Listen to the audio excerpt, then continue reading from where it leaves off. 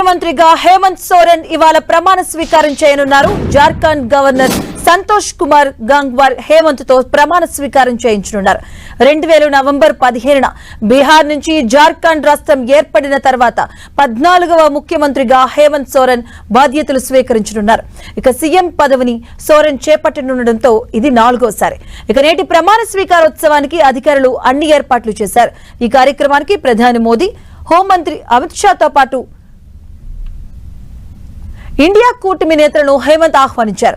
కాంగ్రెస్ అగ్రనేత, లోక్సభ ప్రతిపక్ష నేత రాహుల్ గాంధీ, ఆర్జేడీ నేత తేజస్వి యాదవ్ సహా కూటమికి చెందిన నేతలు ప్రమాణ స్వీకారోత్సవానికి హాజరవుతారని తెలుస్తోంది. ఇక ఇటీవల జరిగినటువంటి అసెంబ్లీ ఎన్నికల్లో 81 స్థానాలకు గాను 56 స్థానాలను జేఎంఎం కూటమి గెలుచుకుంది. వరుసగా 2వసారి అధికారాన్ని సొంతం చేసుకుంది. బీజేపీ సారథ్యంలోని ఎన్డీఏ 24 స్థానాలను కైవసం చేసుకుంది. బహ్రాయిత్ నియోజకవర్గం నుంచి హేమంత్ సోరెన్ 39,491 ఓట్ల ఆధిక్యంతో గెలుపొందారు. 43 స్థానాల్లో పోటీ చేసిన జేఎంఎం పార్టీ చరిత్రలోనే అత్యధికంగా 34 సీట్లను గెలుచుకుంది. కూటమి భాగస్వామ్యులైనటువంటి కాంగ్రెస్ 16, ఆర్జేడీ 4, సిపిఐఎంఎల్ 2 సీట్లను గెలుచుకున్నాయి. ఇక కొత్త ప్రభుత్వంలో ఆర్జేడీకి మంత్రి పదవి దక్కే అవకాశం ఉంది. హేమంత్ సోరెన్ కేబినెట్ లో ఆయన భార్య కల్పనా సోరెన్ కూడా చోటు దక్కే అవకాశాలు కనిపిస్తున్నాయి.